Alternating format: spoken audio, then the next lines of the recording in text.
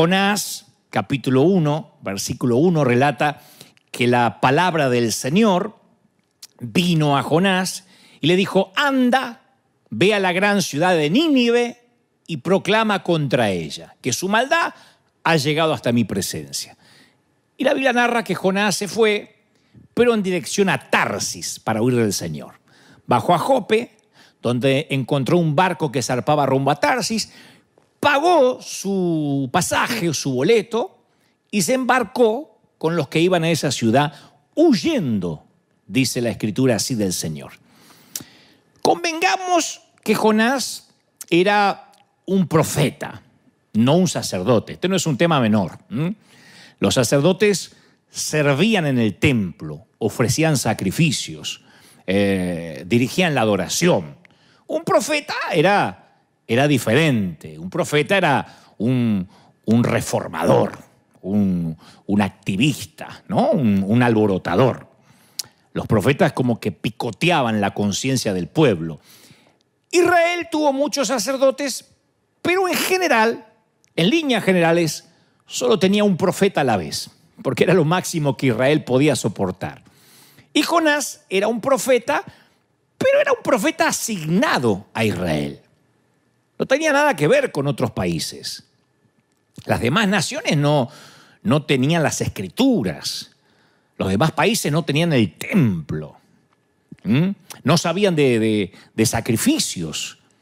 No conocían a Dios. No sabían ni cómo lucía un profeta. Nínive era la capital de Asiria. Y en los siglos 7 y 8 a.C., Asiria era la gran potencia mundial del mundo conocido. Devoraba y escupía países a su antojo. Asiria ejercía el genocidio como política de Estado. Y cuando Israel fue dividido en dos partes, existía el reino del norte con 10 tribus y el reino del sur con solo 2 tribus. El reino del norte fue capturado, básicamente vaporizado y aniquilado por Asiria. Entonces Nínive era tan odiada que el profeta Nahum la llamó la ciudad sanguinaria, literalmente. Ese era el título, la ciudad sanguinaria.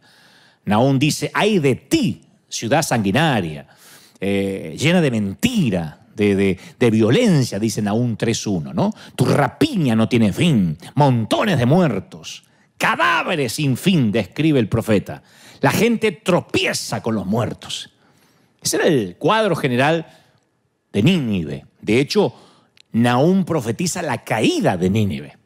Nahum 3.19 dice: tu lesión, tu herida, Nínive, es mortal.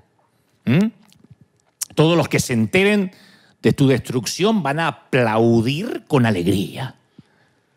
¿Dónde se puede encontrar, pregunta el profeta Nahum, alguien que no haya sufrido con tu constante crueldad, Nínive? Entonces Nínive era muy odiada por su crueldad constante, que no acababa, crónica. Cuando sea destruida, dice Nahum, la gente va a aplaudir. Se va a poner de pie y vitoreará. Nahum dijo palabras fuertes, ¿no? Y condenatorias contra Nínive. Pero, ¿dónde crees que estaba Nahum cuando dijo todas estas cosas? ¿Dónde las predicó? En Israel. Él nunca se movió de Israel. Él decía las cosas desde Israel. No digo que, con esto no estoy desacreditando a Nahum. Digo que Nahum dijo todas esas cosas, pero sin moverse de Israel. Y en ese contexto llega la palabra del Señor a otro profeta, a Jonás. Y no le dice, predica desde Israel, cómodo. Dice, ve a Nínive. Aprende a hablar el idioma asirio y deciles en la cara que están frente a mi juicio. Yo me imagino a Jonás diciendo, Señor, Nahum mandó indirectas. Nahum no se movió del templo. ¿No podríamos hacer un buen live desde acá? Conectamos las cámaras, yo salgo por el celular y que lo vean, que se haga viral. No. Dios le dijo, tienes que ir. Punto final. ¿Cómo llegó la orden? No sabemos. La Biblia no da luz respecto. No sabemos si fue una zarza ardiente, una visión, un sueño. La Escritura no lo dice. ¿Las personas cercanas a Jonás sabían de esta nueva asignación? No sabemos tampoco. ¿Había una señora Jonás? ¿Había una señora de Jonás? ¿Será que Jonás llegó a su casa y tuvo que convencerla? Che, gorda, no vas a creer esto. ¿Qué? Tengo que ir a Nínive. Pero ¿por qué Nahum predica desde la casa y a vos te mandan a Nínive? Reclamá por el sindicato de profetas, que Nahum nunca se movió y vos tenés que ir a Nínive. Y bueno, gorda, mandó Dios, pero ¿cómo sabés que Dios? Pero estabas borracho. Capaz que una discusión. Nínive es el sitio al que Dios llama y a donde en algún momento no queremos ir. Yo suelo decir que cuando Dios llama no hay tanta emoción, por lo menos en la Biblia. No es como esos que se emocionan, tengo el llamado de Dios. No, cuando Dios llama generalmente tenemos a un Moisés dubitativo, a una María que no sabe de qué se trata su embarazo, tenemos a un José, tenemos a un montón de gente que no está del todo feliz con la asignación. Y entre ellos está Jonás. ¿Qué haces cuando Dios te dice, ve a Nínive, ve al lugar donde no querés ir? Porque en algún momento, si caminas en este peregrinar cristiano, Dios te va a decir eso. ¿Qué vamos a responder? En el primer capítulo de Jonás, 3 veces leemos que Jonás huye, no solo de su llamado, sino también, dice la Biblia, lejos de la presencia del Señor. La cosa, para no aburrirte, es que encontró un barco hacia Tarsis, el tipo, pagó su pasaje y subió a bordo. Y quiero que me prestes mucha atención porque te prometí que si me dabas un voto de confianza, un poquito de crédito, yo te iba a mostrar algunos secretos, algunas gemas que están semi escondidas aquí, que hacen que esta historia se vea con ojos nuevos. Aunque lo hayas escuchado esta historia desde la escuela dominical o desde que eras chiquitito, que nada tiene que ver con cuando Pinocho escapa de Gepetto y se lo traga la ballena. Esta es otra historia. Jonás 1:3 dice, pagó su pasaje, subió a bordo y se embarcó rumbo a Tarsis con la esperanza, escuchá, con la esperanza de escapar del Señor. Entonces, permitime dibujarte un pequeño mapa mental. Escuchá. Nínive estaba a unos 900 kilómetros al este de Israel. Tarsis estaba a 4.000 kilómetros al oeste de Israel. En vez de recorrer 900 kilómetros en la voluntad de Dios, está dispuesto a viajar 4.000 kilómetros para alejarse de la voluntad divina. Yo opino, y creo no equivocarme, que cuando uno desobedece siempre está haciendo un viaje más largo. Y lastimosamente esta es la decisión que muchos han tomado en sus vidas. Cuando dicen, yo lo voy a hacer a mi manera, sé que Dios me está mandando, pero no es el tiempo, y a mi manera, más allá de que sea un tema de Paul Anka interpretado genialmente por Frank Sinatra, My Way, es un camino largo y arduo. Y Dios siempre quiere ahorrarnos el kilometraje adicional, las millas extra. Yo opino que los 40 años de desierto no son una obligación para todos. Porque a veces escuchamos por ahí, y el desierto hay que pasarlo. Y no, necesariamente hay que pasarlo en 3 meses, pero no en 40 años. Eso depende de cada quien. Escuché por ahí la frase de que Dios no nos mantiene en el desierto, nosotros mantenemos a Dios ahí. Pero ¿querés que te diga cuál es el principal problema de Jonás? A mi humilde criterio, y creo no equivocarme en lo que Dios me dijo que te diga, el problema principal de Jonás es que tiene otras opciones.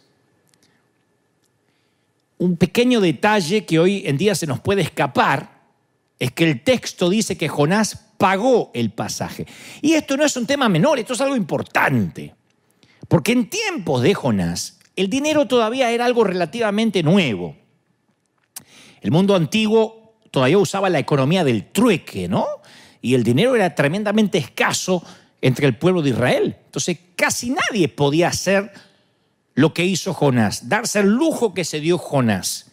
Tenía dinero suficiente para comprar de su propio bolsillo un boleto, un pasaje para un largo viaje, 4.000 kilómetros. O sea que el tipo tenía movilidad, tenía opciones.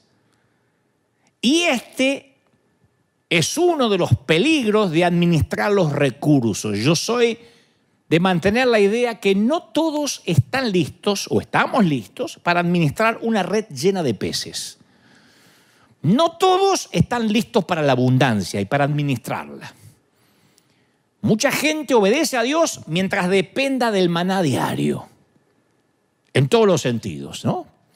Como dijo alguien alguna vez, Señor, revélame lo que va a pasar en 10 años. No, mentira, lo que vos querés es no tener que venir a mi presencia todos los días. Y eso en términos financieros opera igual. En cuanto Dios les hace el milagro de una pesca milagrosa, hay gente que inmediatamente cambia la red llena por el llamado. Se quedan con la red y desechan el llamado. Y por esa misma razón, hay gente que siempre va a vivir al día. Porque si tiene opciones, lo primero que sacrifica es su relación con Dios. Hay gente que no está capacitada para tener opciones. Me consta, yo conocí mucha gente que en su propio país servía a Dios día y noche, todos los días, era su motivo de vida servir al Señor. Que no se le ocurriría nunca mudarse de barrio si no está entre sus prioridades que le quede cerca de su iglesia de toda la vida. Y luego viajaron a otros países, llegaron aquí a Estados Unidos. Se le abrió una oportunidad de trabajo, le dieron el crédito, entraron al mundo de las tarjetas y el hilo más delgado fue su relación con Dios y la iglesia. Me consta. Gente que supo ser fiel en Colombia, en Argentina, en México, llegó a Estados Unidos y cambiaron las prioridades absolutamente porque en cuanto tuvo opciones, el hilo más delgado fue el Señor. Tengo que trabajar domingo, no hay problema, no me congrego. O sea, que para ahí gente, no digo que te pase, pero conocí gente así, que tener recursos a veces nos facilita pensar que podemos escapar de Dios porque tenemos otras opciones. O lo que es peor, que no necesitamos orar porque tenemos el dinero. Sin dinero oramos todos. Cuando uno no tiene plata para pagar, no te queda otra que orar. Pero yo creo que es muy difícil que un profeta coexista con el lucro. Porque cuando uno depende de la cuenta bancaria, depende de los contadores y de la planilla de Excel, es muy difícil que doble sus rodillas para decir, Señor, necesito saber si este proyecto nació en tu voluntad. Si total tenés para pagar. Entonces a veces Dios tiene que regular sus milagros, su bendición, porque en cuanto tenemos opciones, inmediatamente nuestra humanidad nos hace independientes de Dios. Tarsis fue pionera en el comercio. El comercio marítimo era, como en ese entonces, la nueva tecnología del momento. Estaban enriqueciendo a algunos. Así que esta frase, una nave a Tarsis, se convirtió en un símbolo de riqueza en el mundo antiguo.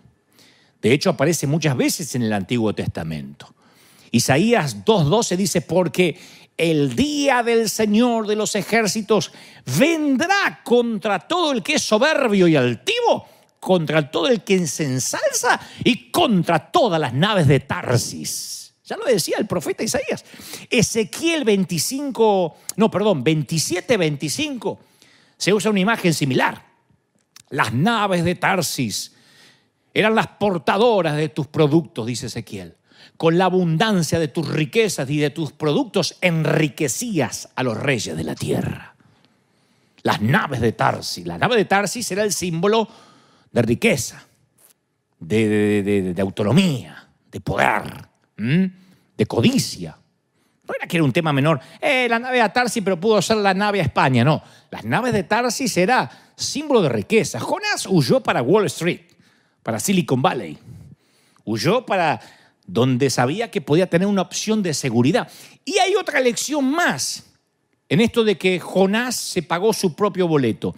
Cuando huimos, escuchá, cuando huimos de la voluntad de Dios, siempre corremos con los gastos.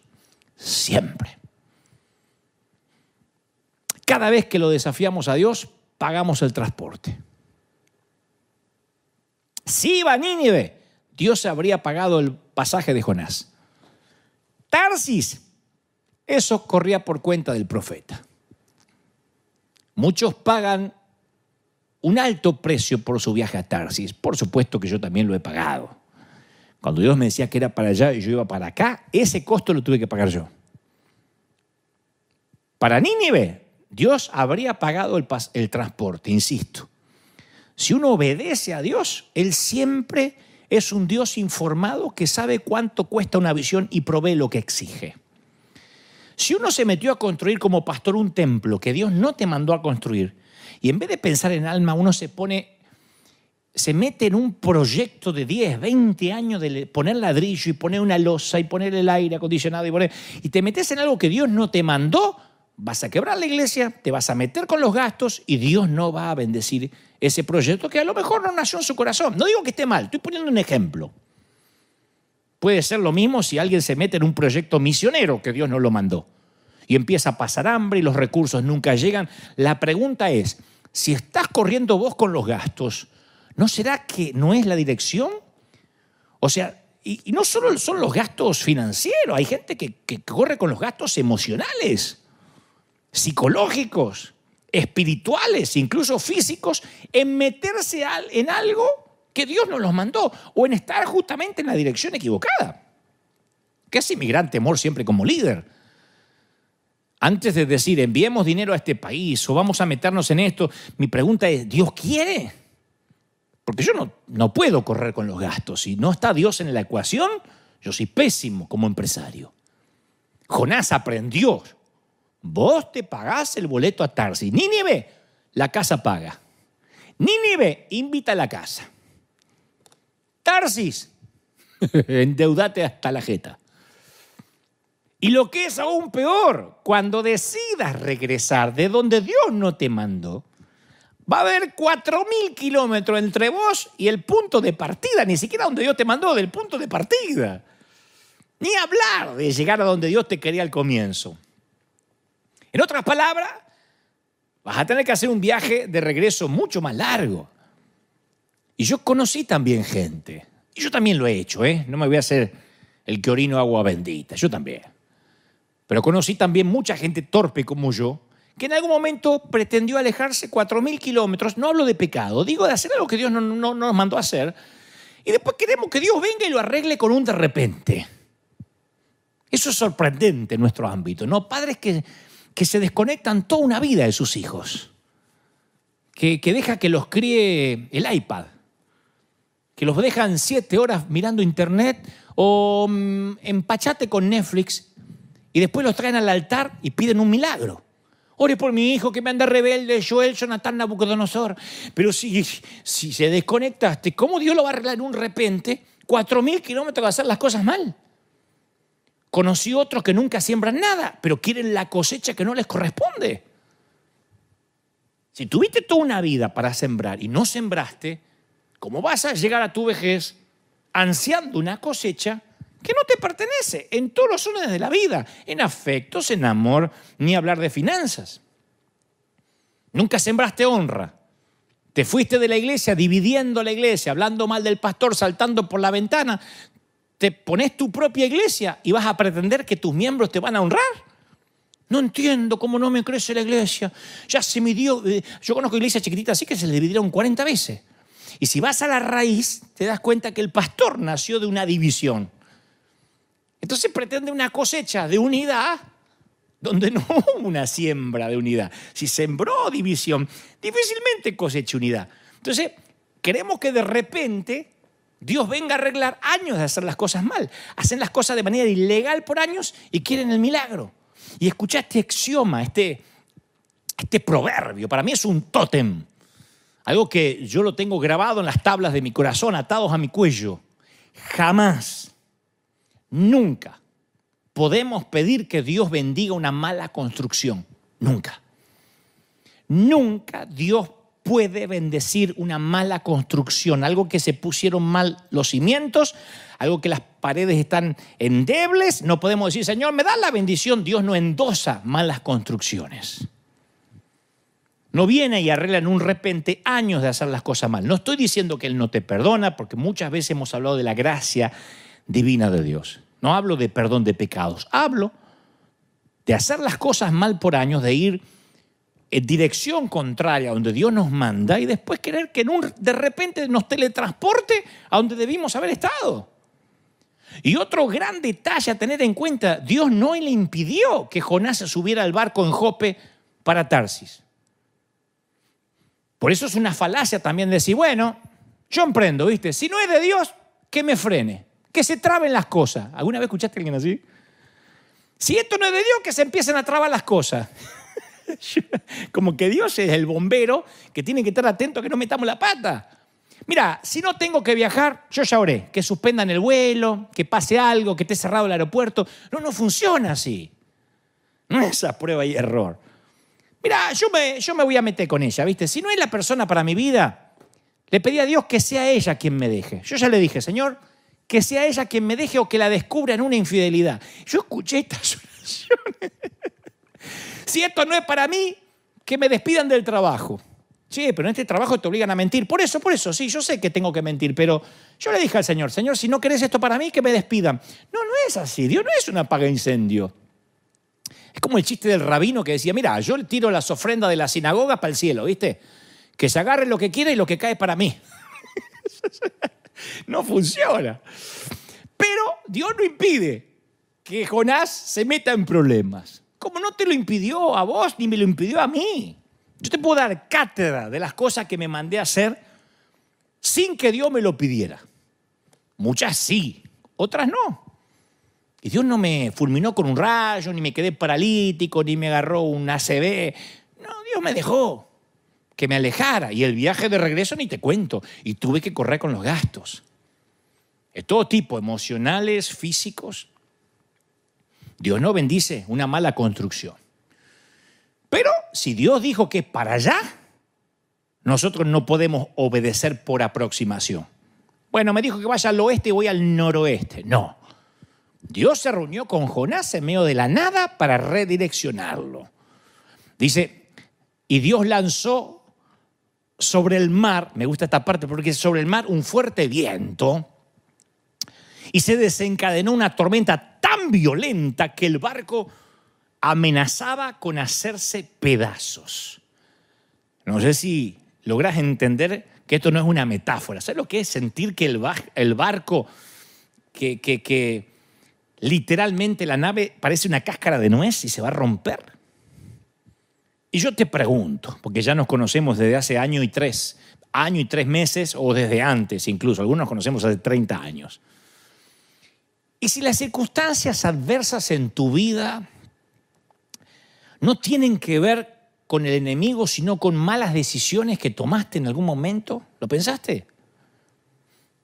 Capaz que decisiones que tomaste hace meses, o años, décadas. Y eso desencadenó una tormenta sobre tu vida. Porque algunas tormentas duran años y años y años. Yo dirijo mi mensaje a los que están ahora aferrados en estribor al palo y dice, una tregua, por favor, vengo 10, 20 años remando. Y cuanto más fuerte remás, más te alejas de la orilla. Cuanto más luchás por unificar tu finanza, más te endeudás. Cuanto más te esforzás por restaurar la familia, peor. Y te digo algo entre nosotros. Escuchá, que quede acá. No creo que el diablo sea tu problema en este caso. Este mensaje va para los que están luchando contra el viento del Espíritu de Dios. Ojo. Porque sea una tormenta no necesariamente proviene de Satanás. Porque aquí te estoy dando un ejemplo de un viento que Dios desató. Y si estás luchando contra los vientos del Espíritu, viste que lo más fácil es decirte, vamos, reprendan el nombre del Señor, ato la tormenta, Padre, ato la tormenta en el nombre del Señor. Y si no te la mandó el diablo y la mandó Dios, ¿cómo la vas a atar? Y dice las Escrituras que temiendo por sus vidas, los desesperados marineros, que eran todos inconversos, ateos, pedían ayuda a sus dioses. No te pierdas esto que está maravilloso. Pedían ayuda a sus dioses, con minúscula, ¿no? Y lanzaban la carga por la borda para aligerar el barco. Los marineros estaban arrojando todas sus esperanzas al mar, cada uno rogándole a su propio Dios. Uno era musulmán, el otro era, qué sé yo, puede haber sido judío, judío ateo. había de todos los tipos, ¿no? Bueno, el único hebreo ahí era Jonás, pero se me ocurre, porque no quiero mencionar ninguna religión en particular, como que las estoy teniendo como necesariamente una secta, no necesariamente. Pero en su mundo, cada grupo étnico o tribal tenía su propia deidad. Y esta tripulación es un grupo muy diverso, muy ecléctico, muy multicultural, en el que se despliega un pluralismo religioso fascinante, porque cada uno empezó con su Dios. Cada uno, dice la Biblia, le oraba a su Dios. Claro, cuando el mar está tranquilo, cualquier Dios común y chiquito alcanza. Un crucifijo colgado en el limpiaparabrisas o en el espejito, algo en la billetera, alcanza. Una estampita alcanza. Cuando la tormenta golpea, todo el mundo desea que alguno de esos pequeños dioses resulte ser real, sirva para algo. Yo he tenido que aprender con dolor que cuando tienes en tu equipo, escucha, cuando en tu equipo tienes a un polizonte, te mete todo el barco en problemas. Y vaya que yo tuve un par de polizontes en el barco varias veces. Y yo decía, ¿por qué no prosperamos? ¿Por qué no podemos comprar la arena? ¿Por qué no podemos enviar gente? Y de repente empecé a buscar y me daba cuenta que en el medio del campamento tenía un polizonte. Esto no significa que en la iglesia haya gente perfecta. Esto es un hospital para gente rota, ¿no? Pero yo tuve que decirle a mi liderazgo, hablo del liderazgo, no queremos polizontes en River. Todos tenemos que remar hacia la misma dirección o alguien tiene que ser echado a los tiburones. Pero cuando tenés un polizonte a bordo, por más buenas intenciones que tengas, se te va a hundir el barco. Y alguien necesita oír esto, algún ministro necesita hacer una limpieza en el liderazgo fuerte. No, es que te hace tantos años, es que por ahí después la gente se va a doler, pero se te empieza a hundir el barco, macho. Uno que está remando para el otro lado, uno fuera de la voluntad de Dios, en el liderazgo, no en la gente. La gente tiene derecho a congregarse y andar como pueda hasta que Dios haga la obra. Estoy hablando del liderazgo. Jonás está durmiendo en un barco turbulento, sin la ayuda de Dramamine. El tipo está durmiendo, la mona, el capitán está atónito. Le dice a Jonás, ¿cómo podés dormir, macho? Me encanta la versión Dios habla hoy, de este versículo que le dice, ¿qué haces aquí, dormilón? Me encanta. Es lo que dice el capitán a Jonás. ¿En qué estás pensando? Levántate y ora a tu Dios. Quizás nos preste atención y nos perdone la vida. ¿Vos sabés que esto a mí me sorprende mucho? ¿Vos sabés que hay gente anestesiada a las aguas turbulentas? Anestesiada. Hay una tormenta alrededor y los tipos están como viviendo en vez de la Vía Láctea en Andrómeda, ¿viste? Se ve que la mamá no tomó suficiente ácido fólico en el embarazo, no le irriga agua al tanque, y están, viste, ya como que no se dan cuenta que hay que tomar el toro por las astas. A esta actitud es lo que en política se denomina bailar sobre la cubierta del Titanic, ¿no? Bailar sobre la cubierta del Titanic se usa por lo general cuando un gobierno hace caso omiso a las advertencias de riesgo, al Fondo Monetario Internacional, o asume una actitud de indiferencia, una deuda externa gigante, refinancia mal una deuda, baila al compás de la orquesta mientras se desencadena la tragedia en la nación. Bueno, el barco de Jonás se parece mucho al Titanic, exceptuando el romance de Jack y Rose y la banda sonora de Celine Dion. Pero es igual. Y esto es la ironía. El capitán, escuchá, pagano y gentil del barco está pidiéndole al hombre de Dios que ore. El mundo pidiendo la manifestación de los hijos de Dios. El pagano hace lo que hacen los profetas. Actúa y hace un llamado a la oración. El pagano hace un llamado a la oración. Che, cada uno busque a su Dios. No entenderé mucho de esto, ni sé cuántos dioses hay, pero por las dudas, oren todo, alguno va a responder. Y el profeta hace lo que hacen los paganos, dormir cuando es el momento de orar y actuar. A mí me hace acordar mucho a lo que sucedió en algunos sitios durante la pandemia, pero no voy a explicar más. Si alguno entendió, y si no, pide que alguien le explique en casa. Los marineros echan suerte para identificar el problema. Y la suerte indica que el problema es Jonás. Se compró todos los números, Jonás. Se sortea quién va a tirar a los tiburones y Jonás se sacó todos los números. Los marineros le preguntan, ¿cuál es tu historia? Y Jonás responde, soy hebreo y temo al Señor, Dios del cielo, quien hizo el mar y la tierra. Y esto los aterroriza a los marineros.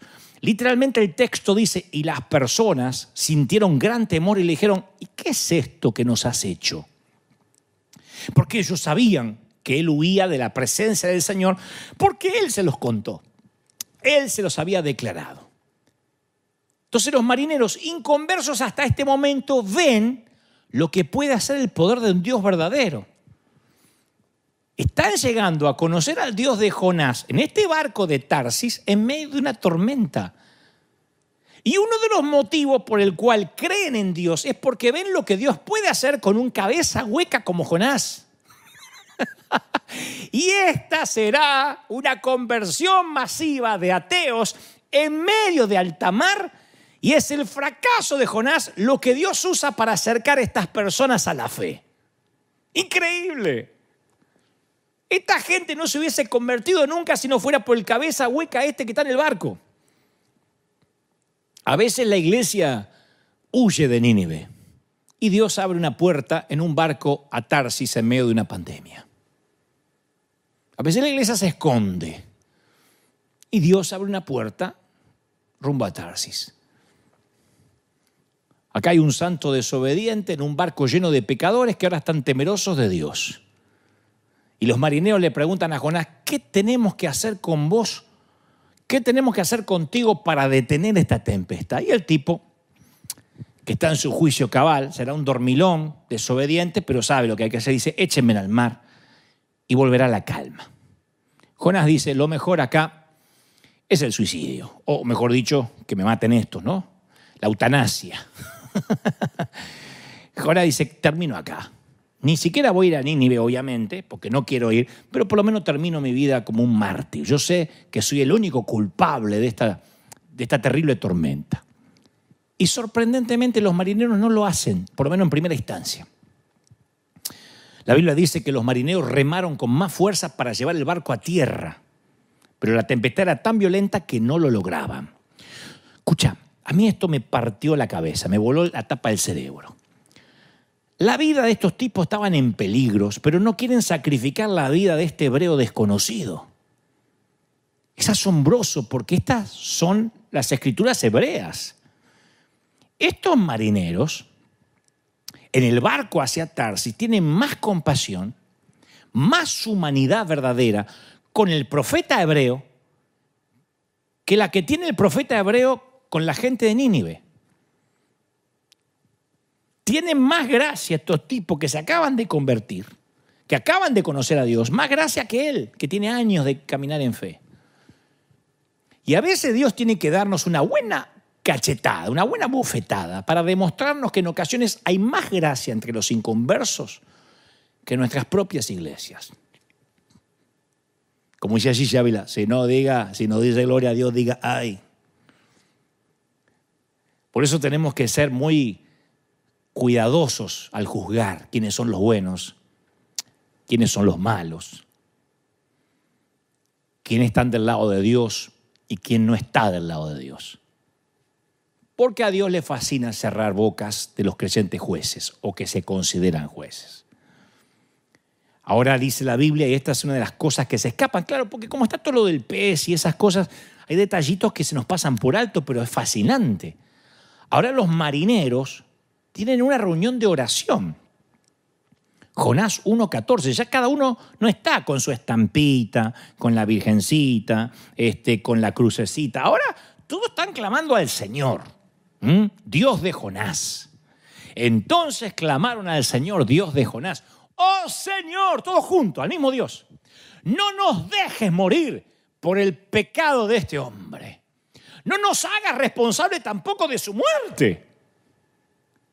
Porque ellos pensaron, si desató Dios esta tempestad solo porque este cabeza hueca no obedeció, lo llegamos a matar, ¿qué nos va a pasar? Oh Señor, has enviado esta tormenta sobre él y tú solo sabes por qué. Están orando los ateos. Bueno, ya no son ateos, son flamantes convertidos. Están orando correctamente. Están diciendo, Señor, no nos acuses que vamos a deshacernos de este tipo, pero si no, esto no se va a calmar y nunca vamos a llegar a la orilla. Ya perdimos las pertenencias, tiramos los enseres al mar. Acá nos ahogamos todos. Vamos a hacer lo que Él nos pide. Y arrojan el polizonte al agua. Y de repente todo se calma como una tarde de primavera. Y los marineros quedaron asombrados por el gran poder del Señor y le ofrecieron un sacrificio y prometieron servirle. No se te vaya este detalle. De ese barco que partió de Jope rumbo a Tarsis surgieron ministros. Algunos capaz que se transformó en profeta porque prometieron servirle. Algunos de ellos dijeron, dejamos el mar, dejamos la tarea de marinero y nos vamos a dedicar a servir a este Dios. A veces se nos suele pasar por alto esta conversión masiva. Este barco pagano se convierte en un lugar de adoración. La nave que iba a Tarsis se convierte en un templo de Dios. Resulta que los marineros de este barco no son actores secundarios de la historia como creíamos. No se trata de un grupo de extras desechables en una historia sobre Nínive y un pez. Resulta que la historia de Dios es tan grande que también es una historia acerca de Tarsis. La puerta que Jonás le cierra a Dios se transforma en una puerta que Dios le abre a los marineros. Y encima el profeta no pudo disfrutar de la conversión de los marineros, ni se enteró. Ni siquiera lo supo. Estaba demasiado ocupado dando brazadas en el agua. Hay gente que dice, yo sé que no le estoy obedeciendo a Dios en la siembra, en los diezmos, pero por lo menos estoy sirviendo. Si yo estuviera mal con Dios, Él no me estaría usando. Si me usa es porque debo estar bien. Nunca te olvides esto. Dios te va a usar aunque seas un polizonte. El endoso de Dios, cuando te usa, no significa que aprueba necesariamente lo que estás haciendo. A veces nosotros pensamos que el respaldo de Dios es lo mismo que la aprobación. Y acá Jonás está desobedeciendo y sin embargo es un canal de bendición, pero eso no lo valida, eso no lo redime. Si crees que sirves a Dios y porque estás sirviendo, seguramente es que estás yendo necesariamente a Nínive, estás equivocado. Capaz que estás sirviendo a Dios en la iglesia, estás haciendo un montón de cosas y te estás yendo para el otro lado. El evangelio tiene que ser predicado. Y si Dios tiene en su mente salvar a los marineros de la nave que va a Tarsis, va a usar hasta un burro desobediente. Pero eso no te redime. Eso no te salva que te tiren del barco en algún momento. Y me fascina el resto de la historia. Dice, el Señor por su parte dispuso, lo diré otra vez, dispuso un enorme pez para que tragara a Jonás, quien pasó 3 días y 3 noches en su vientre. Nos dice que Dios creó un gran pez. Hace poco estaba leyendo una nota que realmente alguien fue tragado por una ballena hace relativamente poco y dijo, pensé que no iba a volver a ver a mi familia. Así que esto no es una fábula. Dios dispuso uno. No hizo un pez especial solo para Jonás. Lo importante es que el animal hizo lo que el profeta no hizo. El pez obedeció a Dios. De modo que el viento, el mar y el pez obedecen a Dios. Dios puede disponer de una quiebra, de una enfermedad, de una pandemia. Dios puede disponer del diablo si lo necesita. Cuando Dios manda, hasta el diablo obedece. Así que esta palabra dispuso podría traducirse también como le encargó, comisionó. Es una palabra gubernamental. Es lo que haría un rey si estuviera designando un embajador, ¿no? Un mensajero o lo que fuera. Dios llama al pez y le dice, hey, te tengo un viaje de Uber. Ahí te mandé las coordenadas de donde tenés que recoger a Jonás. Y esto es importante, ¿eh? Escúchame. Tragá de golpe, no mastiques. Yo después te digo dónde vomitarlo. Claro, que no tenía que masticar el pez, tenía que tragarlo como una pastilla de golpe. Y el pez es lo más bajo que Jonás va a llegar. Porque Dios le dice, ve a Nínive. ¿Te acordás? Y Jonás desciende a Jope. No se te olvide esta palabra, desciende a Jope, dice la Biblia. Después se sube a un barco que desciende hacia Tarsis. Luego en el barco él desciende a la parte inferior a dormir, a los camarotes. Después desciende al agua cuando los marineros lo tiran en la tormenta. Más tarde desciende al interior del pez. O sea, el tipo no puede bajar más, ya no hay más nada abajo. Para un israelita no se puede estar más abajo que eso. Está en el sótano de la vida. Y un pez no es el medio particular de transporte que Jonás tenía en mente cuando se estaba yendo de Jope. Pero a ballena regalada no se le miran los dientes. Y desde las entrañas del pez, Jonás ora. Dice, en mi gran aflicción, clamé al Señor y Él me respondió. Desde las tierras de los muertos te llamé y tú, Señor, me escuchaste. Él no oró por su llamado a Nínive, ni por haberse escapado a Tarsis, ni por la tormenta, ni por cómo quedaron los marineros. No le habló a Dios para nada hasta que terminó dentro de un pez. ¿Querés que te diga por qué Jonás oró dentro de un pez? Porque no podía hacer otra cosa. ¿Qué iba a ver Netflix ahí adentro? Todo el primer capítulo de la historia de Jonás es la acción humana. Jonás haciendo planes, Jonás escapando, Jonás con recursos. El segundo capítulo de Jonás no hay nada de acción, solo oración. Y algunos no van a hacer las cosas bien hasta que los trague. Hasta que Dios los ponga en un lugar tan estrecho que lo único que pueden hacer es arrodillarse y orar. En mi angustia, dijo Jonás, clamé al Señor y Él me respondió. Desde las entrañas del sepulcro pedí auxilio y escuchaste mi clamor. A lo profundo me arrojaste, al corazón mismo de los mares, dice Jonás, las corrientes me envolvían. Todas tus ondas y tus olas pasaban sobre mí y yo pensé, he sido expulsado de tu presencia. ¿Cuándo voy a volver a contemplar tu santo templo? No vuelvo más a casa. Las aguas me llegaban hasta el cuello, relata Jonás. Lo profundo del océano me envolvía, las algas se me enredaban en la cabeza, arrastrándome a los cimientos de las montañas. Me tragó la tierra y para siempre sus cerrojos se cerraron tras de mí. Mirá qué poeta, qué prosa, ¿no? Pero era literal. Todas estas cosas que debió admitir antes las admite ahora. Ahora todo tiene sentido. Y dice Jonás, algo que es para darle un premio. Me acordé del Señor. ¿Cómo te acordaste? Dentro de un pez te acordaste del Señor. ¿De verdad? ¿En serio? ¿Es un chiste? Y esto va dirigido para alguien que está en el vientre del infierno ahora mismo. Mira, yo no voy a poner en palabras fáciles la crisis que te tocó vivir, pero si todo esto te devuelve a la voluntad de Dios, dale gracias al Señor por ese vientre húmedo que ahora apesta.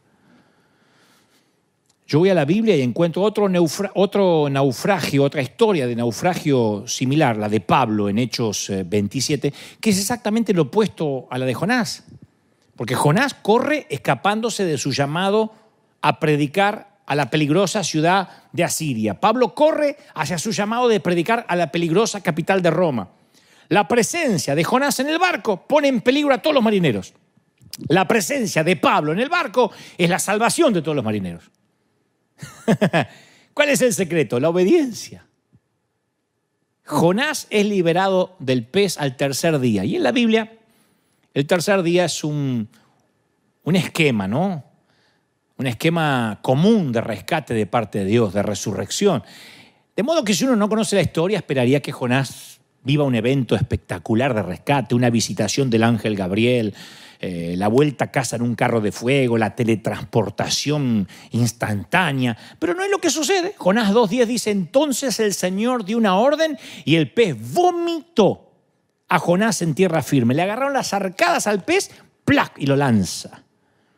Yo me pregunto siempre por qué los traductores de la Biblia a nuestro idioma no eligieron una palabra más decorosa, ¿viste? Más eclesiástica. Digo, para no decir vomitar. Quizá porque la palabra hebrea todavía es más gráfica que lo que es la palabra vómito en nuestro idioma. Y el autor quiere asegurarse de que el lector entienda lo que pasó. Jonás no fue transportado por un ángel, a pesar de que se arrepintió. No es un personaje heroico cubierto de gloria, es una figura ridícula que ahora está cubierta de cóctel de camarón, aderezo de atún. Jonás parece un personaje de comedia. Algunos estudiosos han dicho que esta historia posiblemente, no, tiene que ser una fábula. No, el propio Jesús redimió la historia cuando dijo en Mateo 12:40, así como Jonás estuvo en el vientre del gran pez durante 3 días y 3 noches, el Hijo del Hombre estará en el corazón de la tierra durante 3 días y 3 noches. Lo dijo Jesús. Jonás obtuvo un viaje de vuelta a la voluntad de Dios. Dios le dio gracia, fue bueno y le regaló un boleto de regreso. Pero vas a viajar donde Dios quiera. No fue un regreso cómodo. Cuando hay que volver por las malas, a lo que Dios te pidió por las buenas hace tiempo, no vas a elegir el transporte.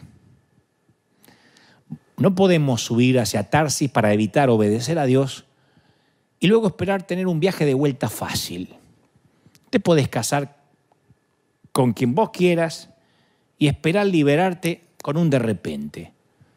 No podés emprender un trabajo que Dios no te mandó a trabajar y esperar que del cielo te levante una mañana y el milagro pasó.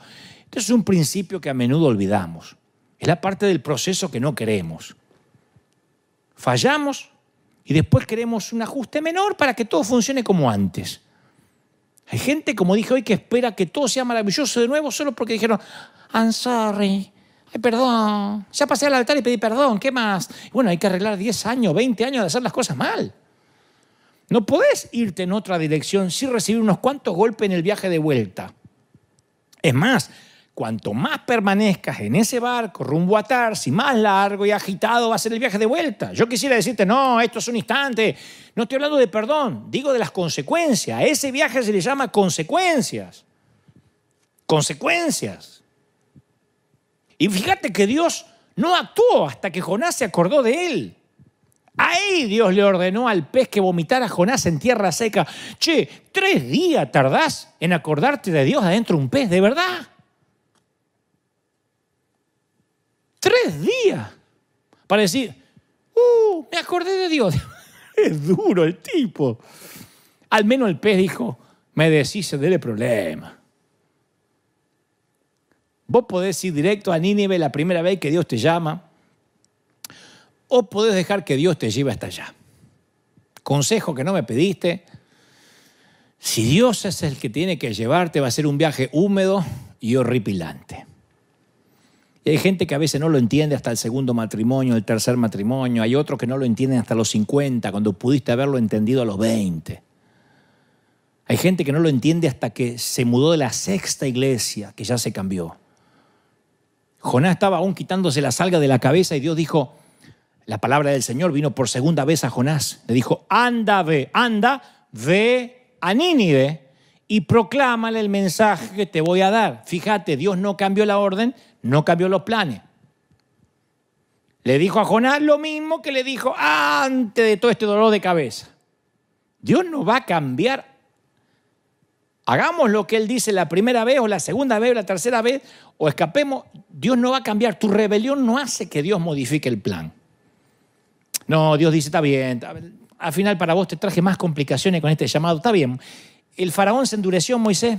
¿Cómo se me ocurre a mí mandarte que vaya? No, volvé. Dios no cambia el plan.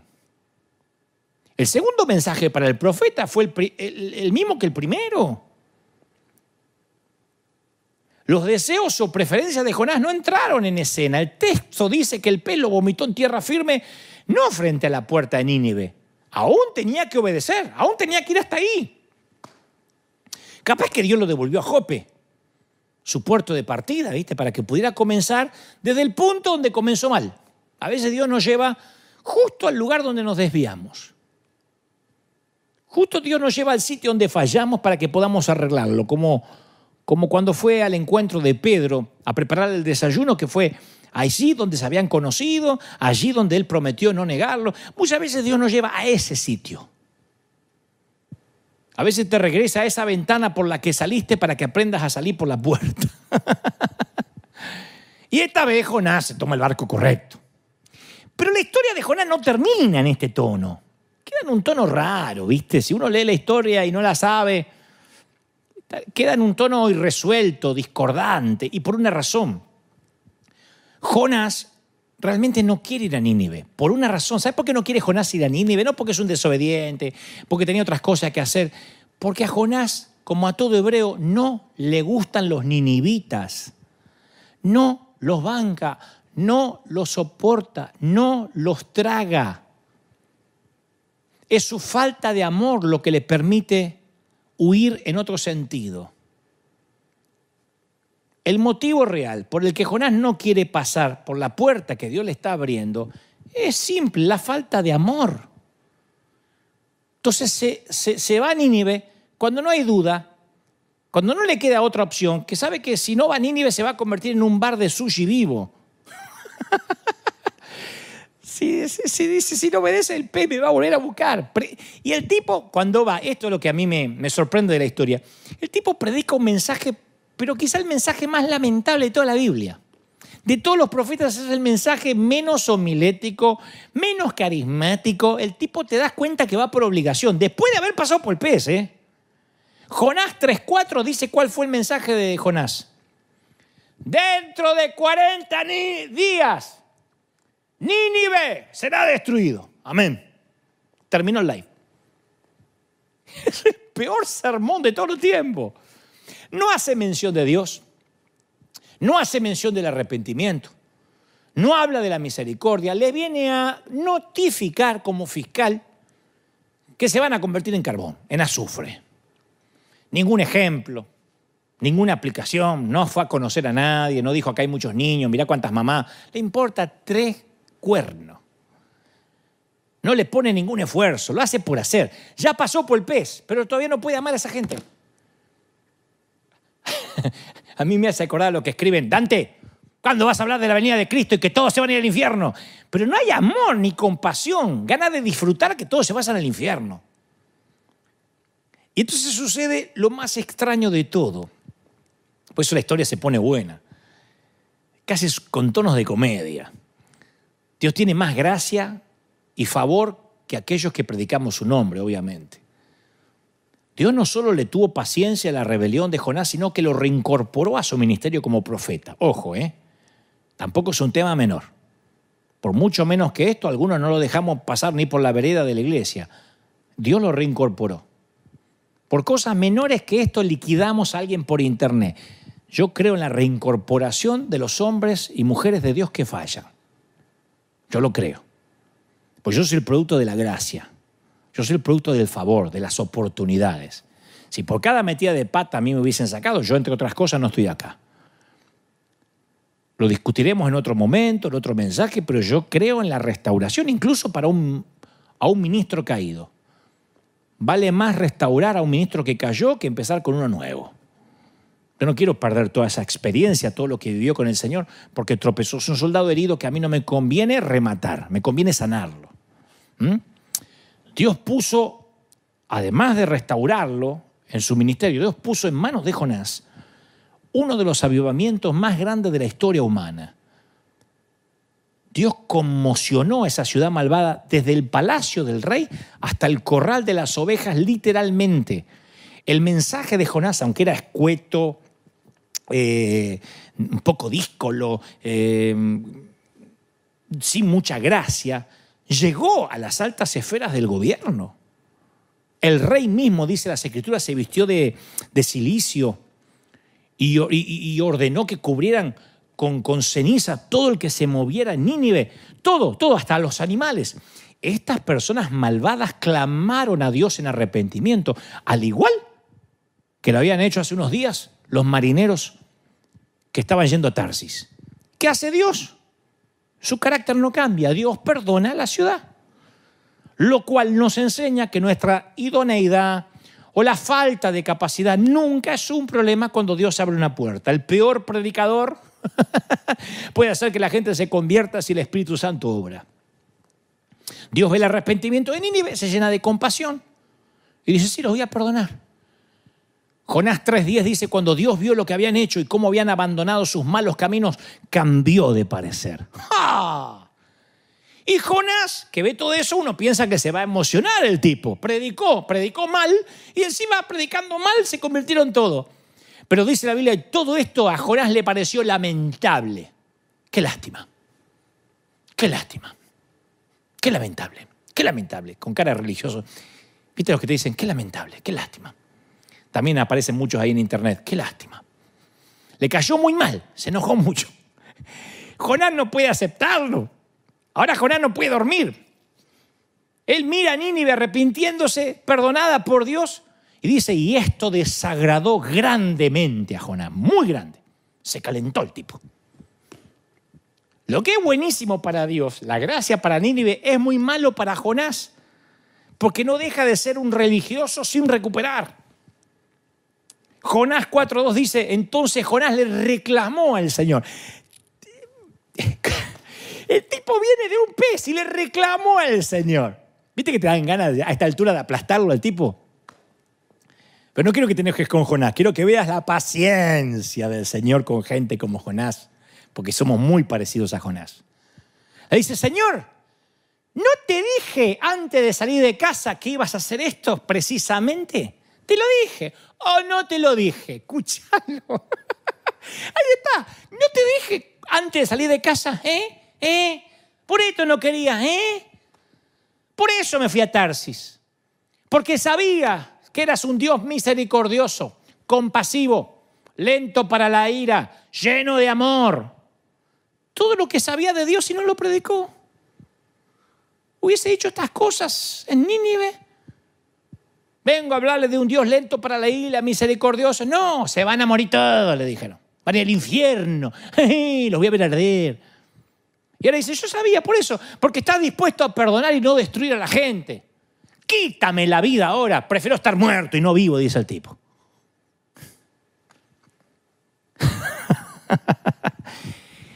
Entendelo, Jonás. Jonás dice, es que yo quiero predicar al Dios de la sanísima doctrina.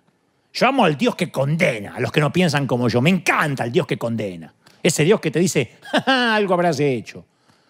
Entendeme, yo quiero predicar al Dios de los poquitos en la iglesia, pero santos, Somos poquitos, pero yo prefiero poquito y calidad antes que cantidad. Aleluya. Detesto que me confundan con un predicador de gracia barata. Aleluya, yo no hago chiste. Yo no soy payaso. Dice el hombre que todavía huele a vómito de ballena. De hecho, Jonás, viste que dice a Dios, yo te dije esto antes de salir de casa. No le dijo nada cuando estaba en su casa. En el primer capítulo no parece que le haya dicho algo a Dios. Huyó por miedo, huyó porque los odiaba a los ninivitas. Ahora él, oportunamente, qué conveniente, se recuerda a sí mismo como el campeón de la justicia, que él ya lo sabía. Sostiene que siempre supo que Dios iba a ser así de blandito, de blandenque, ¿viste? De pusilánime. Por eso yo no me quería involucrar, porque yo sé que lo ibas a perdonar. Una de las muchas causas por las que Jonás es único entre todos los profetas es esta, la falta de empatía. Vos fíjate que todos los demás profetas, mal o bien, imploran con el pueblo en nombre de Dios, imploran a Dios por el bien del pueblo. La angustia de la gente le causa angustia a los profetas, se identifican con las mismas personas a las que tienen que anunciarles el juicio. Vos fíjate cómo Natán va con dolor y temblando a hablarle a David, con lágrimas, usando una metáfora para ver por qué lado le entra para decirle. Jonás no. Jonás disfruta mirar videitos y, si es posible, editarlos en YouTube con las equivocaciones de los demás. Jonás vive en el vómito. Jonás tiene olor a vómito. ¿Viste que dicen que los que tienen mal aliento son los únicos que no se enteran que lo tienen? Jonás huele a vómito. La falta de amor es lo que nos facilita decirle que no a Dios. Si uno no ama, difícilmente pueda servirle y obedecer a Dios. Un punto de vista equivocado sobre quién es Dios, sobre cómo es su carácter, va a causar que yo me pierda de muchas puertas abiertas. A veces Dios abre unas puertas gigantescas. No, ni loco, yo voy a un programa secular. A mí me dicen todo el tiempo. Me dijeron que los dueños de CNN son masones que hicieron un pacto con Pikachu, la Yuya, Illuminati y los pitufos. Eso no es de Dios. No se puede servir a dos señores, dicen usando a veces el versículo fuera de contexto. Mejor predico en la radio Maranata, Shekinah del tabernáculo de la coinonía evangélica de la sana doctrina. Y se quedan ahí. Porque al no entender cómo es Dios y cómo Dios ama a los perdidos, a veces no ven las puertas abiertas. Jonás da las razones por las que no quería predicar a los ninivitas. Yo sabía, le dice, que tú eres un Dios misericordioso. Sabía que eres compasivo. Está enojado. Escuchá, yo sabía que eras bueno. ¿Y por qué no lo dijiste cuando predicaste, ganso? El religioso agradece por la gracia de Dios para con él, pero luego quiere justicia divina para el resto de la chusma. Y Jonás cree que Dios no es fiable, no es de fiar. Él piensa como mucho. Está bien que con solo confesar a Cristo como Salvador uno es salvo, pero yo no me fío en eso. Muy barato, muy barato. Vamos a encarecerlo un poquito. Le vamos a agregar unos requisitos para que tampoco venga cualquiera a la iglesia, sino esto va a ser un viva la pepa. Yo sé que la cruz te salva, pero vamos, la cruz y congregarte. La cruz y el diezmo. Está bien, la cruz, pero le vamos a agregar el bautismo, la célula, obedecer al líder y pedirle el permiso al pastor para visitar otra iglesia. La cruz más un vestido decoroso y una buena corbata. Y lo único que dice Dios es, no hace falta más nadie que yo. Le dice Dios a Jonás, en Jonás 4:4, cuando lo ve enojado, yo sabía, dice, ¿te parece bien enojarte por esto? ¿A vos te parece bien? ¿Viste cómo decían las madres? Ah, el Señor se enoja, ¿le parece lindo? ¿El Señor está enojado? ¿Está enojado el Señor? Oh, está enojado, que sos bueno. Y Jonás no contesta. Le aplica a Dios la ley de hielo. Dios le dice, ¿está bien enojarte por esto? Le hace jetita a Dios. Jonás vuelve a huir a oriente, al oriente de la ciudad, y se queda con esperanza de grabar con el celular que la ciudad sea quemada. Se sienta en un lugar donde ve la ciudad y dice, no, tarde o temprano esto van a meter la pata y Dios lo va a fulminar. Además quedaba mal él, porque él dijo, Dios los va a fulminar. Y ahora Dios se arrepintió y él quedaba como falso profeta, ¿entendés? Él sí o sí, si Dios no lo fulminaba, ponía la bomba a él. Entonces Dios, que sigue, ese día estaba de humor, Dios. ¿Viste cuando vos tenés un empleado que es vago, pero te cae simpático? Y decís, está bien, pero... Y entonces te tomás con humor. El Señor proveyó una planta frondosa que creciera ahí donde Jonás se sentó, que extendió sus hojas sobre la cabeza de Jonás y lo protegió del sol. Le trajo alivio. Jonás estaba muy agradecido por la planta. Pero Dios también proveyó un gusano, porque a Dios le obedecen las ballenas y los gusanos. Cuando Dios tiene un plan, las ballenas y hasta los gusanos obedecen. Hay gusanos más obedientes que algunos de nosotros. Le dice al gusano, tengo otro viajecito de Uber para vos. La ballena no, está bien, anda a descansar, para vos. Andá y matame el árbol. Al día siguiente el gusano se come el tallito de la planta, de modo que la planta se le marchita. Cuando el sol se intensifica, Dios provee un viento. Fíjate Dios como, yo me imagino a Dios así moviendo, trayendo viento, poniendo efectos especiales. Trae un viento del oriente abrasador para que soplara sobre Jonás. ¿Viste esos vientos calientes? Esos vientos que vienen con polvo y te dejan la cara escupiendo arena, la boca escupiendo arena. El sol le pega sobre la cabeza al tipo que se deseaba morirse. Y como este ya venía de mal carácter, dice, es mejor morirme que vivir así. Y Dios le dice a Jonás, Jonás, Jonas, ¿te parece bien enojarte por la plantita que se te murió?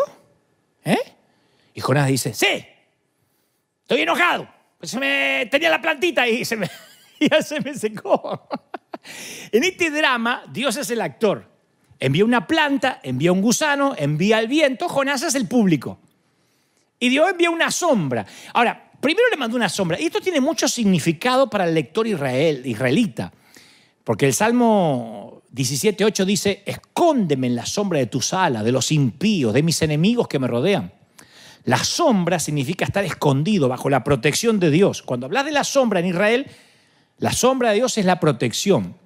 Entonces no era solo la protección física para Jonás.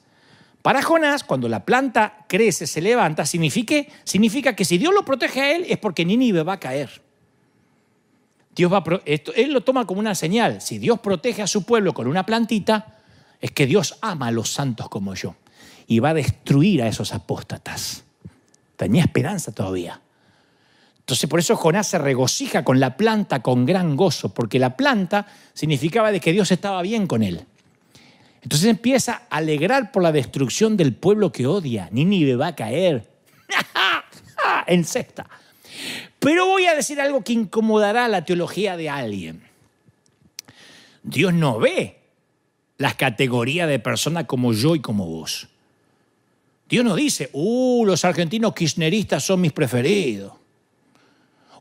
Me gusta esa clase de personas porque son pentecostales. Pero los católicos de allá yo los detesto. Aquellos otros los voy a dejar morir, total son chinos. Son todos parecidos, hay muchos, son chinos. No voy a andar muriendo en la cruz por un chino. No, aquellos no me interesan mucho porque la verdad que ni los conozco, esa tribu. No, las personas importan para Dios. Las personas deprimidas, las personas cultas, las ignorantes, las personas divorciadas. Las personas que tienen ideas políticas distintas a vos, los pastores, los curas, los rabinos, las personas conservadoras, las liberales, los musulmanes, los ateos le importan a Dios, los de la nueva era, todos colores, los asiáticos, los hispanos, los caucásicos, los afroamericanos, los homosexuales, los heterosexuales, los viejos. Las personas le importan a Dios, cada una de ellas. Dios le dice a Jonás, tú te apiadaste de la planta por la que no trabajaste ni hiciste crecer. Y yo no me voy a apiadar de Nínive, la gran ciudad que hay más de 120,000 personas que no saben distinguir entre su mano derecha y su mano izquierda y también muchos animales. ¿Y sabe qué me sorprende? Ahí termina el libro de Jonás. Ese es el último versículo. Cuando Dios le dice, ¿vos te pensás que yo no me voy a apiadar de ellos? Se terminó. La historia no tiene final, simplemente termina con Jonás, mírame, con Jonás sentado ahí. Jonás está sentadito ahí, así, esperando con el celu grabar cómo se quema la ciudad. Y de repente, si esto fuera una película, tiene un final pésimo. Porque se va alejando la cámara, ¿viste? Se va alejando. Y queda solito Jonás ahí, enojadísimo. Y la cámara, yo me imagino si esto es una película, hace un plano general, posiblemente una toma con un dron, ¿viste? Y Jonás queda así. Ahí termina la película, así, como me ves a mí, pero todavía una toma más general. Y queda Jonás ahí. Así termina el libro de Jonás. Y aparecen los créditos de la película. Moby Dick, como la ballena. Parásito de las redes, como el gusano. ¿No te vuelve loco eso? No, digo, yo lo pensé siempre, ¿no es una manera ilógica de finalizar una historia? ¿Por qué hace eso el autor? ¿Por qué termina ahí? Porque yo digo, ¿y Jonás qué respondió? ¿Recapacitó? ¿Tuvo amor alguna vez por Nínive? ¿Aprendió la lección? No se sabe más nada de él. Son decenas de preguntas que nos hacemos mientras salimos de la sala del cine. Terminó Jonás ahí y quedó. El director no quiso contarnos si el final es feliz o infeliz. No sabemos si tuvo otra misión asignada. De hecho, otro narrador hace lo mismo. Jesús termina la historia del hijo pródigo exactamente como el libro de Jonás.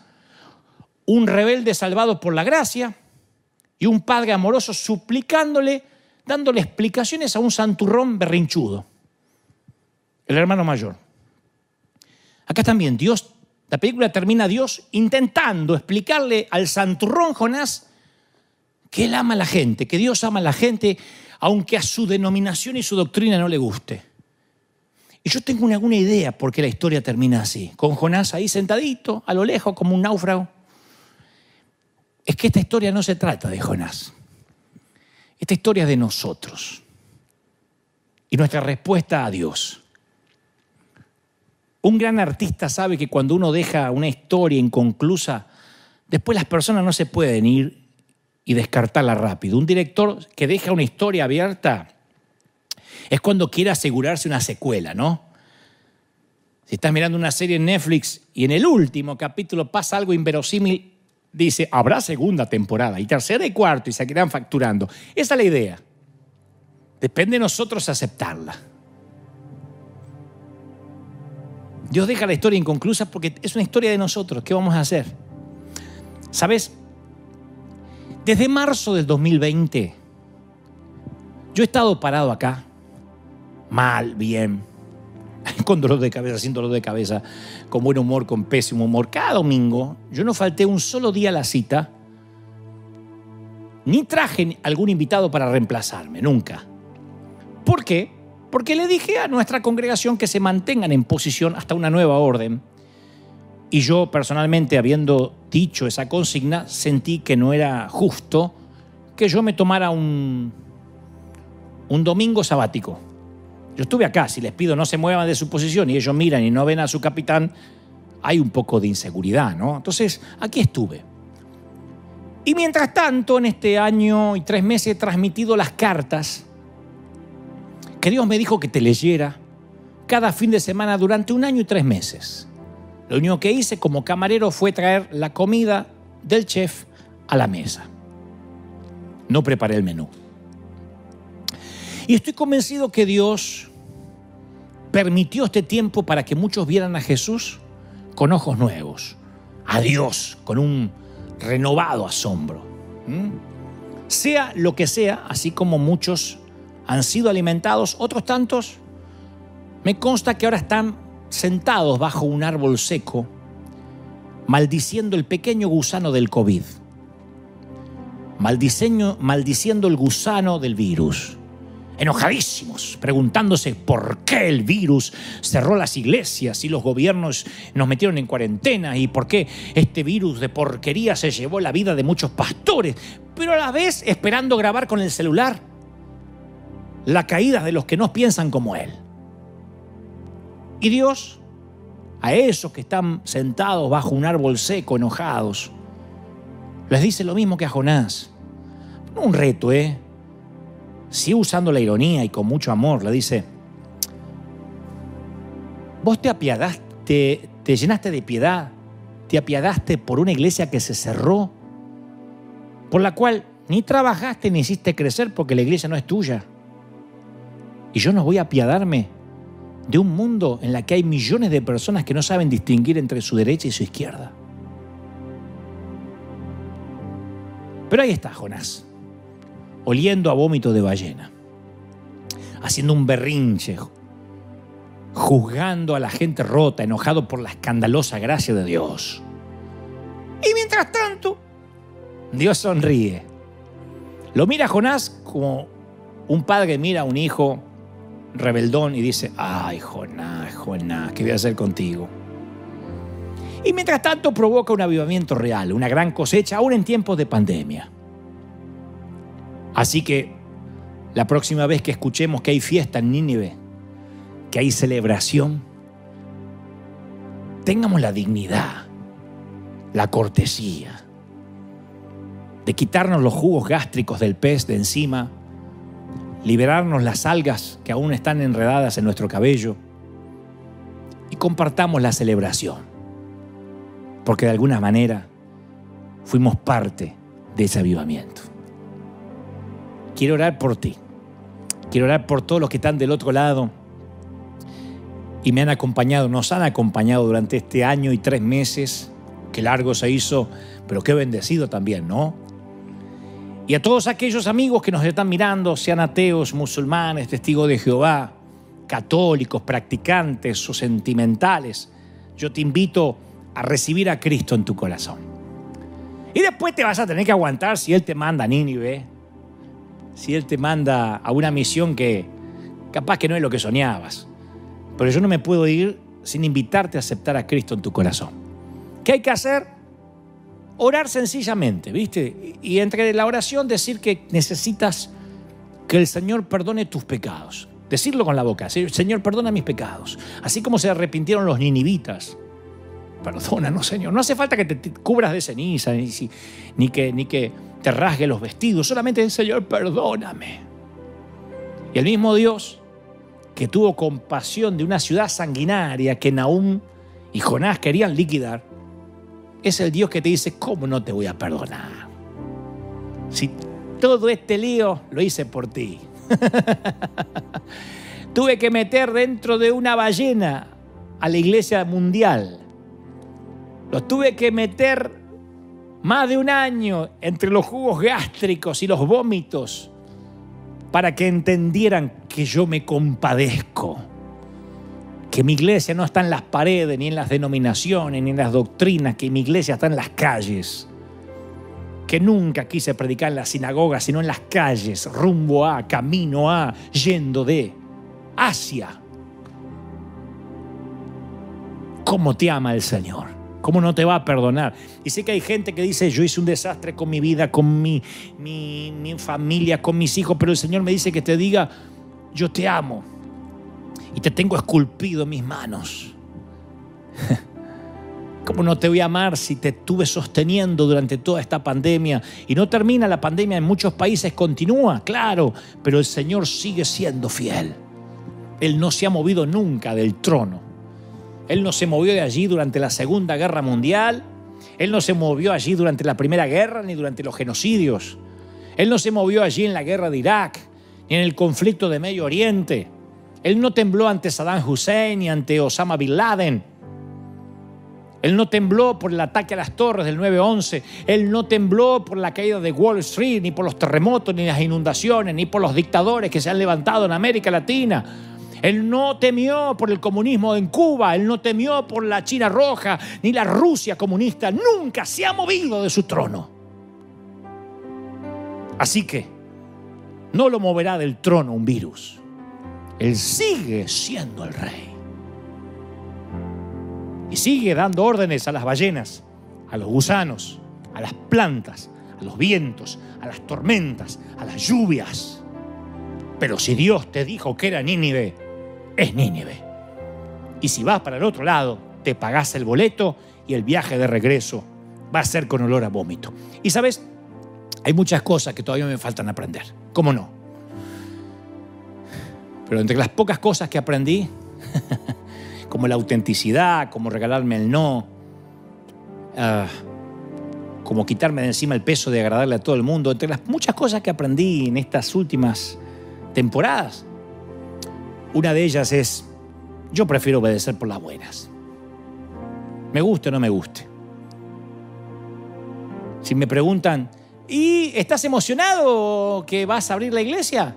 La misma emoción que cuando Dios me dijo que la cierre. No tengo opción. Dios no me llama a una mesa de junta para debatir qué tengo que hacer. Aquí saben los testigos y mi equipo más cercano que mucho antes que el gobernador de California dijera, se acabaron las restricciones, me acerqué y les dije, bueno, no mucho antes, pero por lo menos un mes antes, dije, el Señor me dijo esta mañana que hay que abrir pronto. Y me decían, pero la pandemia sigue, pero hay un rebrote, pero esto no se va a abrir hasta el 2022. El Señor me dijo, y yo he obedecido. No soy un profeta, No me la doy de profeta, ni que tengo un oráculo especial, ni el celular directo de Dios. Pero estos años de peregrinar cristiano me han enseñado a que tengo que obedecer por las buenas. No me gusta el olor a vómito. ¿Viste que cuando hay vómito en un auto, cuando un bebé vomita, cuando se vomita algo, perdón que sea tan escatológico, pero cuando...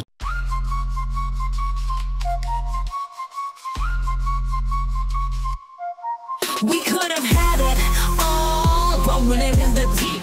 You have my heart inside in your hand and you played it to the beat. Even if I have nothing, oh, haters hate cause I've got it all. Lovers love even when I fall. Haters hate cause I stand tall. Love me, hate me, support or berate me, I don't care, it's all the same. Cause I've climbed so many peaks, it's all become a game. Even if I have nothing at all, haters hate cause I got it all. Lovers love even when I fall.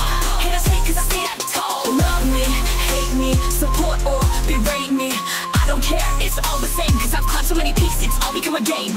Blah, blah, blah. This beat can be polite if need be, but now I'm unleashing my artillery. Incense, no, I've been holding back, you see. Sacrifice myself, let others be free. Haters gonna hate, it's your new title. Before me you bow, don't try to rival. Don't compare yourself, I'm wrong, surpass you for years.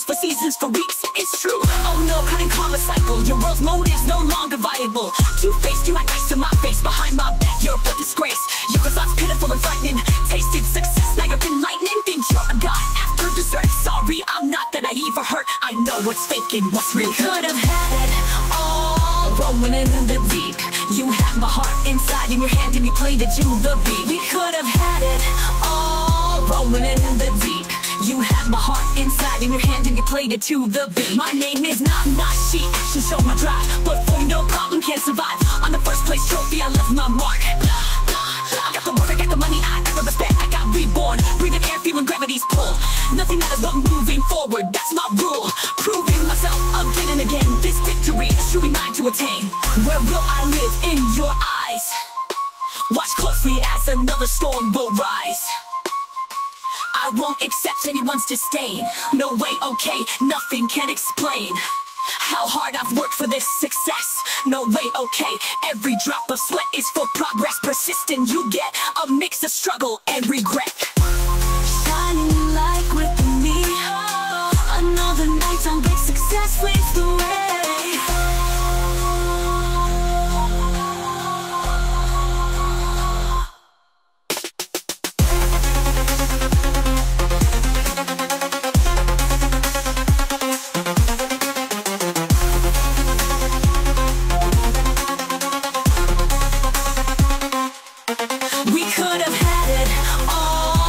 In the deep, you had my heart inside in your hand and you played it to the beat. We could have had it all, rolling in the deep. You had my heart inside in your hand and you played it to the beat.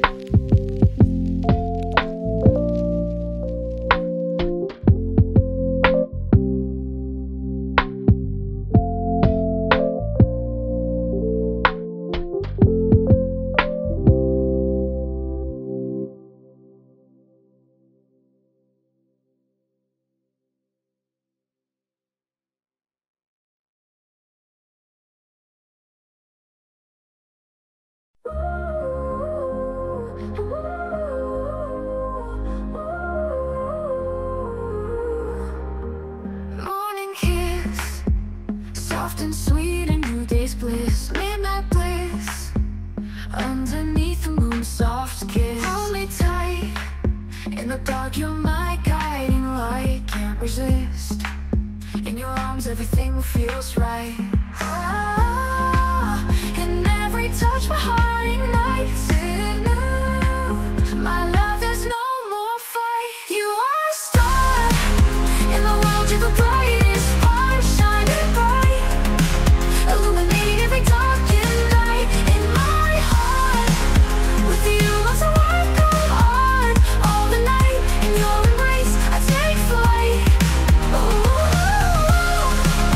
In your light, I find my way. Every moment I want to stay. Whisper close, soft secrets that only we know. Feel the glow. In your presence, time moves slow. Touch my soul. Your love's the fire that makes me whole. Let it shows. Together, let our true selves unfold. I'm who, every whisper, all our story told. In your eyes, my heart's been sold.